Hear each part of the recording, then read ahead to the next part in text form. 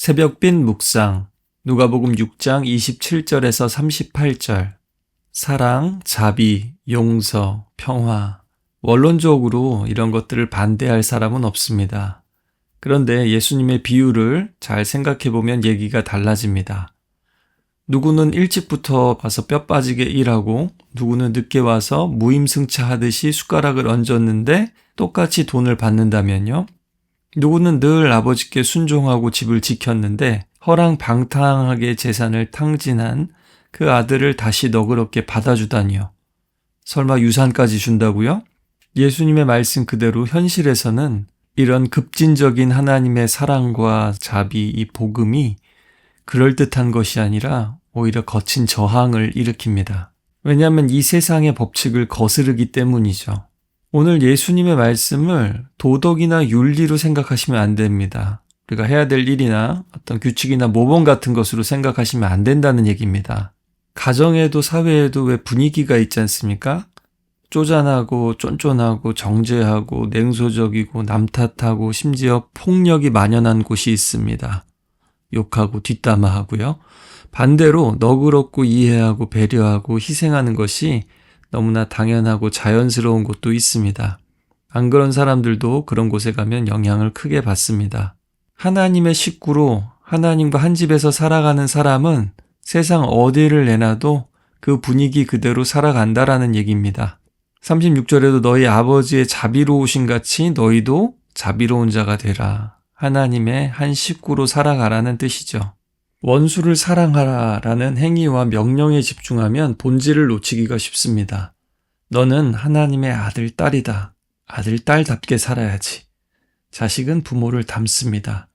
하나님 아버지를 닮아라 라는 말씀으로 이해해야 한다는 말입니다. 오늘 말씀은 명령이지만 이 명령은 곧 하나님이 어떤 분이신지에 기초하고 있습니다.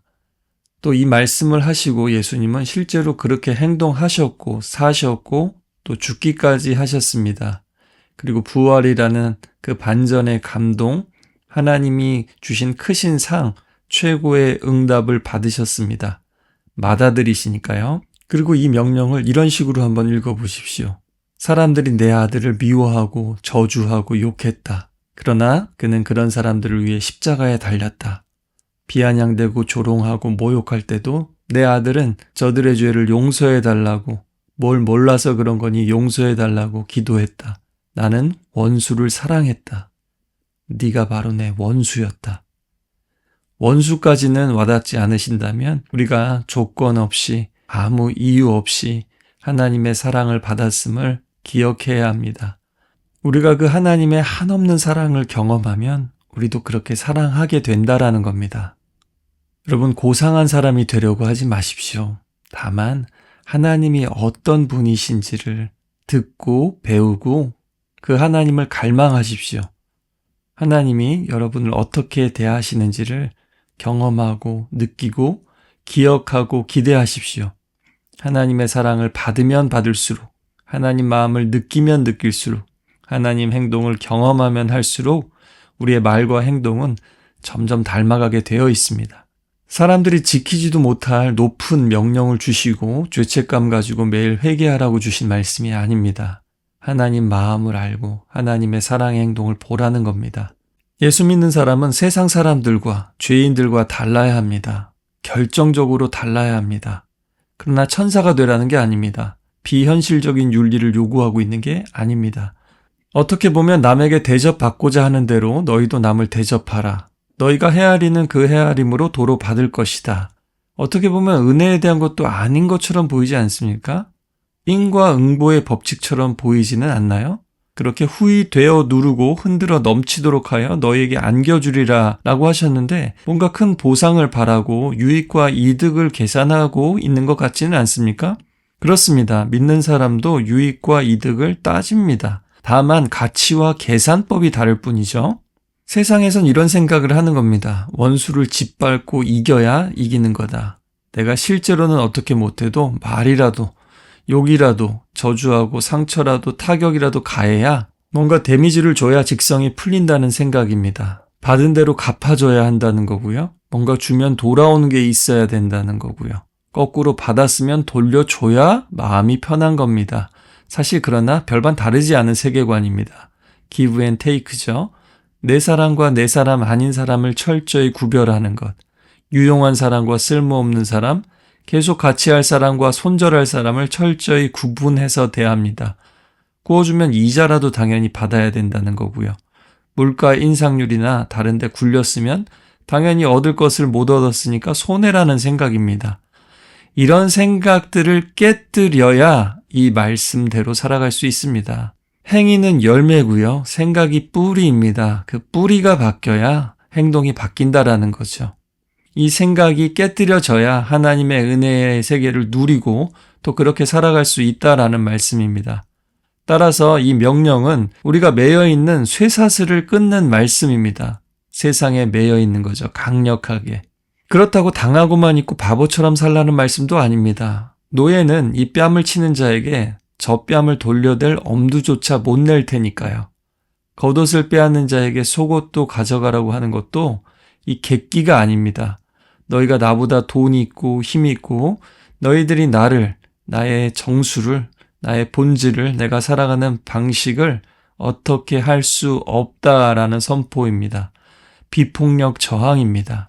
이렇게 할 때 거울처럼 그들의 죄와 한계를, 그들의 욕설과 폭력과 미움의 한계를 볼 수 있게 합니다. 아니, 이런 반응이, 이런 방법이 있었어 하면서 새로운 길을 보여주는 놀라운 응답이죠. 누가 이렇게 살 수 있겠습니까?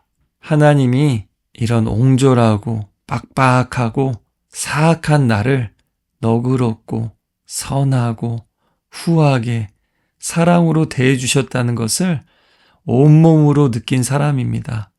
그 감동이 우리로 그렇게 살아가게 하는 겁니다.